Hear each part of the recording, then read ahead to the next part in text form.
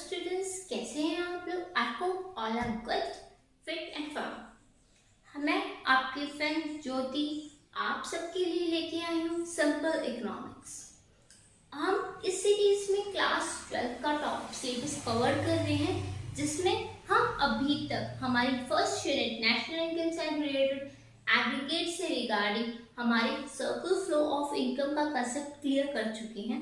Circular flow of income में हम लोग ने various types of circular flow देखे, स्टॉक एंड फ्लो कंसेप्ट्स के बारे में जाना, और उसी के साथ साथ हमने circular flow in simple economy means two sector model के बारे में पढ़ा। अब हम जो बात कर रहे हैं हमारे basic concepts of macro economics के बारे में बात कर रहे हैं। ठीक है, basic concepts of macro economics basically सभी बुक्स में अलग अलग दिए गए हैं। किसी बुक्स में हमारे नेशनल इनकम का ऐसा पार्ट उसी टॉपिक में ही इंक्लूड कर दिया गया है, किसी बुक्स में क्या है अलग अलग चैप्टर्स बनाए गए हैं इन सब से रिलेटेड, पर सभी एंड तक आते आते इन सबको क्या कर दिया गया, इसी में ही इंक्लूड कर दिया गया। और ये हमारे लिए बहुत इंपॉर्टेंट फैक्टर्स आते हैं, इसी के बेसिस पे हम लोग हमारी नेशनल इनकम इजीली कैलकुलेट कर सकते हैं। तो हमारा जो बेसिक कंसेप्ट्स के बारे में आता है, तो सबसे बेसिक फर्स्ट कंसेप्ट आता है हमारा डोमेस्टिक टेरिटरी के बारे में। तो अब हम स्टार्ट करते हैं हमारा टॉपिक डोमेस्टिक टेरिटरी। देखिए, अगर हम नेचुरली बात करते हैं what do you mean by domestic territory, अगर हम सिंपली पूछा जाए कि डोमेस्टिक टेरिटरी, किसी से पूछे हम लोग डोमेस्टिक टेरिटरी क्या होता है, तो वो सिंपली टर्म में क्या जवाब देगा, हमारा जो भी हमारी पॉलिटिकल फ्रंटियर है, डोमेस्टिक मतलब घरेलू, तो जो भी हमारी पॉलिटिकल बाउंड्रीज हैं उसे हम क्या कहेंगे, डोमेस्टिक टेरिटरी। राइट? हाँ, बिल्कुल सही है, बिल्कुल सही है।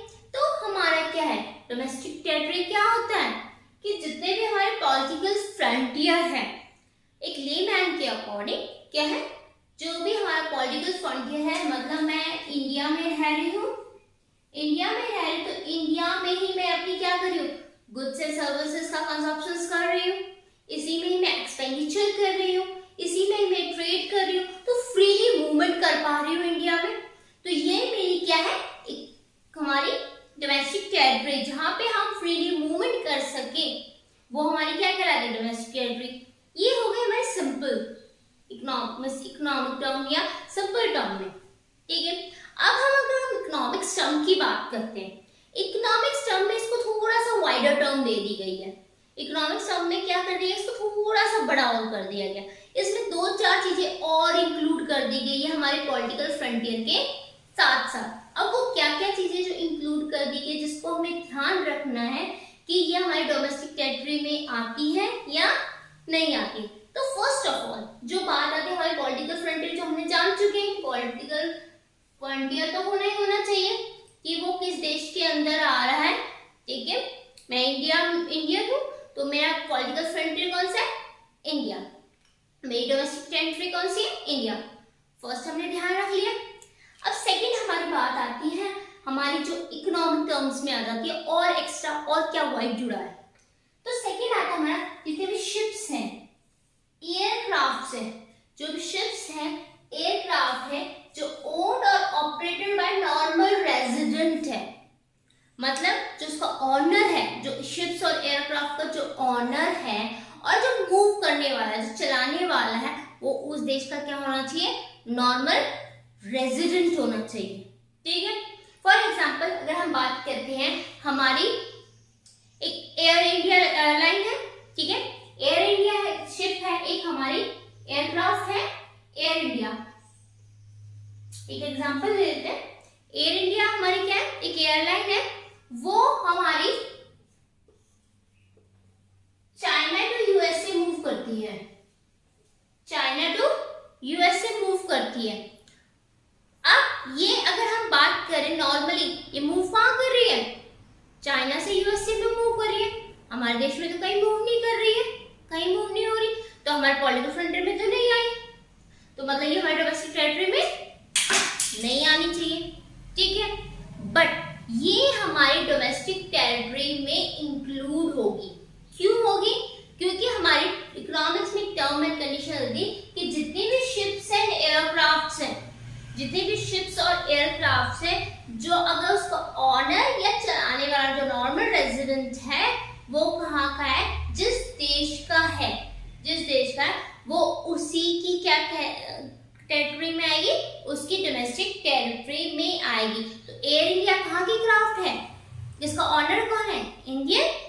तो इसी की वजह से ये कहाँ की हो गई, डोमेस्टिक टेरिटरी किसकी में आ गई, इंडिया की में आ गई। ठीक है, एक और एग्जांपल ले लेते हैं कि हमारी एक यूएसए एयरलाइन है, यूएसए एयरलाइन है, वो मूव कर रही है India to China, India to China move कर रही है।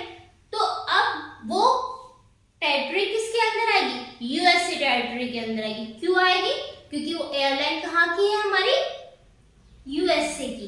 तो जितने भी बात यहाँ पे बस ओनली शिप्स एंड एयरक्राफ्ट्स की हो रही है, जितने भी शिप्स हैं, एयरक्राफ्ट है, जो ऑनर एंड मूवमेंट करने वाला जो कौन होना चाहिए, नॉर्मल रेजिडेंट होता है। नॉर्मल रेजिडेंट के टर्म्स को हम आगे देखेंगे कि नॉर्मल रेजिडेंट होता कौन है। ठीक है, आप अभी सिंपली इसको याद कि नॉर्मल रेजिडेंट क्या होता है, आम नागरिक, जिस देश का वो नागरिक है, जो मूवमेंट करने वाला किस देश का नागरिक है, उसकी बात हो रही है। ठीक है, ये बात होगी।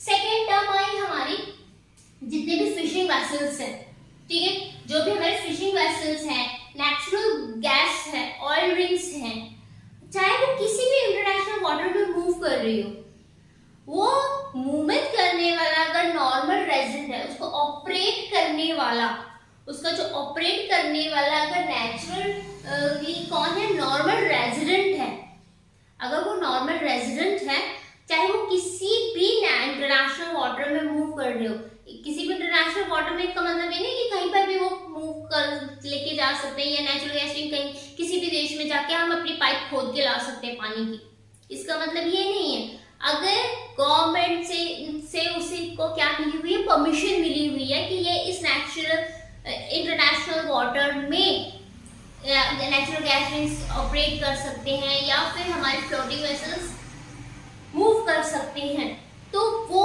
उस देश की डोमेस्टिक टेरिटरी में ही आएगी। ओके, जितने भी हमारे नॉर्मल रेजिडेंट अगर मूव करने वाले, जितने भी हमारे फ्लोटिंग वेसल्स हैं, फ्लोटिंग प्लेटफॉर्म्स हैं, जितने भी हमारे, जो भी हमारे नेचुरल गैस रिग्स आ गए हमारे, चाहे हमारे फिशिंग वेसल्स आ गए, कुछ भी अगर हमारा जो किसी भी इंटरनेशनल वाटर में मूव कर रहा है और उसको ऑपरेट करने वाला अगर नॉर्मल रेजिडेंट है, उसको ऑपरेट करने वाला अगर नॉर्मल रेजिडेंट है, तो वो किस टेरिटरी में आएगी, हमारी उस देश की डोमेस्टिक टेरिटरी में इंक्लूड होगी। सेकंड हो गया। अब लास्ट आता है कि हमारा जितनी भी एम्बेसीज हैं, एम्बेसीज बेसिकली क्या होती है, हमारी दूतावास। एम्बेसीज को हिंदी में हम बेसिकली क्या कहते हैं, दूतावास। फॉर एग्जाम्पल कि मैं घूमने के लिए यूएसए गई, ठीक है, यूएसए गई, वहां का कल्चर सब कुछ अलग, डिफरेंट एरियाज का है, अलग है, ठीक है, मुझे वहां पे कोई प्रॉब्लम हो गई, ठीक है, अब मुझे वहां पे सब अलग कल्चर है, उनका अलग रहन सहन है, उनके बाद मेरे कुछ नॉलेज नहीं है, तो मैं क्या कर सकती हूँ, मैं नहीं जानती किसी को भी, मुझे उनकी लैंग्वेज भी नहीं पता है। तो हर देश में क्या होता है, उस देश की एम्बेसीज होती है। मेरी यूएसए में क्या है, एक एम्बेसी मिलेगी, ये हमारे यूएसए है, यूएसए में क्या मिलेगा, एक एम्बेसी होगी जो हमारे उस देश में उस देश के लोगों की हेल्प करने के लिए, जैसे इंडियन एम्बेसी है तो इंडियन जो भी जा रहा है उनकी हेल्प करने के लिए वहां पे रहती है, ठीक है। तो हमारे जिस देश की एम्बेसीज होती है, यूएसए में अगर इंडियन एम्बेसी है, यूएसए में क्या है, अगर इंडियन एम्बेसी है तो वो कहाँ की कहलाएगी, इंडिया की कहलाएगी, वो डोमेस्टिक टेरिटरी कहाँ की कहलाएगी, इंडियन कहलाएगी, ना कि यूएसए की एम्बेसी कहलाएगी। अगर वो एम्बेसी इंडिया की है तो वो इंडियन एम्बेसी कहलाएगी, या डोमेस्टिक टेरिटरी में किसकी आएगी, इंडिया के में आएगी। जितने भी कंसुलेट्स हैं, कंसुलेट्स और जितने भी हमारी मिलिट्री एस्टेब्लिश हुई है, कंसुलेट्स बेसिकली क्या होते हैं, हमारे जितने भी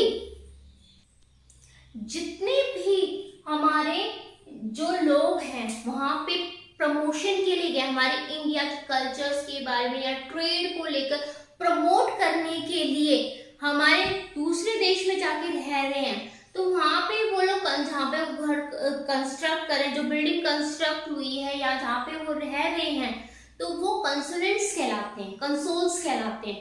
तो जहाँ पे वो रह रहे हैं, जो वो बिल्डिंग जो ने एक्वायर कर रखी है, वो हमारी किसकी टेरिटरी के अंदर आएगी?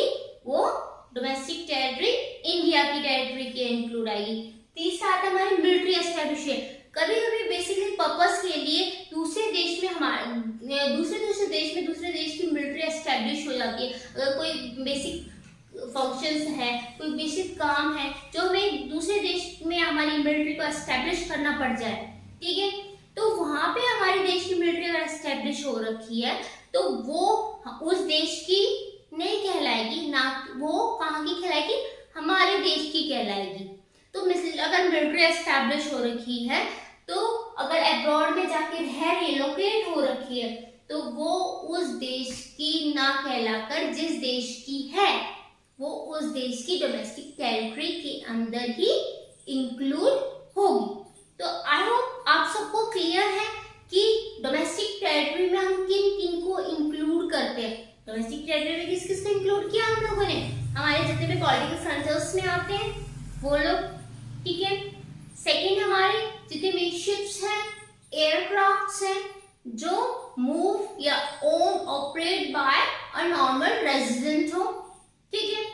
थर्ड हमारा आ जाता है कि जितने भी फिशिंग वेसल्स हैं, जो भी हमारे natural and gas oil rigs हैं, मूविंग प्लेटफॉर्म्स हैं, जितने भी हमारे वाटर प्लेटफॉर्म्स हैं जो इसमें इंक्लूड्स होते हैं, वो किस में आ जाएंगे? हमारे जो इंटरनेशनल वाटर में मूव कर रहे हैं, अगर ऑपरेट करने वाला नॉर्मल रेजिडेंट है तो वो किसके अंदर इंक्लूड होंगे? हमारे डोमेस्टिक टेरिटरी के अंदर इंक्लूड। और थर्ड हमारा लास्ट आ जाता है हमारे जितने भी एम्बेसीज हैं, कंसल्टेंट्स हैं और हमारे जो भी मिलिट्री एस्टेब्लिश हुई है अब्रॉड में, बट वो अगर दूसरे देश की कंट्री की है तो वो उस देश की कंट्री में आएगी जिस देश की वो लोकेट करती है, जिस देश से वो लोकेट करती है वो उस देश के अंदर ही इंक्लूड की जाएगी। अब हम कुछ बेसिक एग्जांपल्स को लेके चलते हैं कि डोमेस्टिक टेरिटरी में किसको इंक्लूड किया जाएगा, किसको नहीं किया जाएगा। अब आपको कितना समझ में आया उसके बारे में आप जज कर सकते हो कि आपको कितना इसमें समझ में आया, ठीक है। तो अब हमारा फर्स्ट एग्जांपल है an Indian company in London. एक इंडिया की कंपनी है, कंपनी कहाँ की है? इंडिया की है। कहाँ पे एस्टेब्लिश है? लंदन में है। कहाँ पे एस्टेब्लिश है? लंदन में। तो कहाँ की डोमेस्टिक टेरिटरी में आएगी? कहाँ की में आएगी? हाँ जी, हमारी ये कहाँ की आएगी? लंदन की डोमेस्टिक टेरिटरी में आएगी। लंदन की डोमेस्टिक टेरिटरी में आएगी। आप तो कहोगे कि मैम ओन ऑपरेट तो कहाँ कर किया, किसकी है? ऑनर कहाँ का है? इंडिया की है, इंडियन की कंपनी है। नो, हमारी फर्स्ट सबसे बेसिक कंसेप्ट क्या था? पॉलिटिकल फ्रंटियर की बात है। यहाँ पे ना कोई शिप्स है, ना कोई एयरक्राफ्ट है, ना एम्बेसीज है, ना हमारे यहाँ पे किसकी बात हो रही है? नेचुरल ऑयल गैस या वाटर प्लेटफॉर्म की भी बात नहीं हो रही है। यहाँ पे हमारी कंपनी की बात हो रही है। तो कंपनी कहाँ की है? इंडिया की, बट लोकेट कहाँ पे? पॉलिटिकल फ्रंटियर कहाँ का है? लंदन का है। तो इसी की वजह से ये किसकी डोमेस्टिक टेरिटरी में आएगी? हमारी लंदन की डोमेस्टिक टेरिटरी में इंक्लूड होगी, ठीक है। फर्स्ट क्लियर है। सेकंड आता है हमारा Microsoft office in India. Microsoft का ऑफिस कहाँ पे है? इंडिया में। कहाँ पे एस्टेब्लिश है? इंडिया में। माइक्रोसॉफ्ट दूसरे देश की कंपनी है, ठीक है। तो पर एस्टेब्लिश कहाँ पे है? इंडिया में। पॉलिटिकल फ्रंटियर कहाँ का है? इंडिया का है। तो कहाँ का डोमेस्टिक टेरिटरी में आएगी? हमारी इंडिया के डोमेस्टिक टेरिटरी में इंक्लूड होगी। तीसरा आता है हमारा Indian embassies in Japan. Indian embassies है जापान की। इंडियन एम्बेसी जापान में, सॉरी, इंडियन एम्बेसी कहाँ पे है? जापान में। एम्बेसी कहाँ की है? इंडिया की। तो कहाँ की कहलाएगी? हमारी इंडिया की कहलाएगी, ना कि जापान की। हमारा जो थर्ड टॉपिक था जहाँ पे बात हो रही डोमेस्टिक टेरिटरी में हमारी जितनी भी एम्बेसीज है, कंसुलेट्स हैं और हमारी मिलिट्री जहाँ की एस्टेब्लिश हुई, जहाँ से लोकेट करती है, चाहे कहीं पर भी अब्रॉड में जाके रहे, पर जहाँ से वो लोकेट करती है वो वहाँ की कहलाएगी। ठीक है, तो एम्बेसी कहाँ की है? इंडिया की है। तो डोमेस्टिक टेरिटरी में किसकी आएगी? हमारी इंडिया की डोमेस्टिक टेरिटरी में आएगी। फोर्थ आता है हमारा, Tata rented his building to Google in America. Tata ने अपनी बिल्डिंग किसको दी है? गूगल को दी है। कहां पे दी है? अमेरिका ने भी दी है। टाटा कहां की आ गई? Indian company. ठीक है, रेंट पे किसको दी है? गूगल को दी है। कहां पे दी है? अमेरिका में दी है। तो किसकी डोमेस्टिक टेरिटरी में आएगी? हमारी कहां की डोमेस्टिक टेरिटरी में आएगी? अमेरिका की डोमेस्टिक टेरिटरी में आएगी। चाहे कहीं से पे दियो, पर कहां पे पॉलिटिकल फ्रंटियर कहां का है उसका? हमारा अमेरिका का है। तो वो किस डोमेस्टिक टेरिटरी में आएगी? हमारी अमेरिका की डोमेस्टिक टेरिटरी में आएगी। आई होप आप लोगों को सबको ये समझ में आया होगा। अगर किसी को कोई डाउट है इस टॉपिक से रिलेटेड तो प्लीज कमेंट मी, ओके।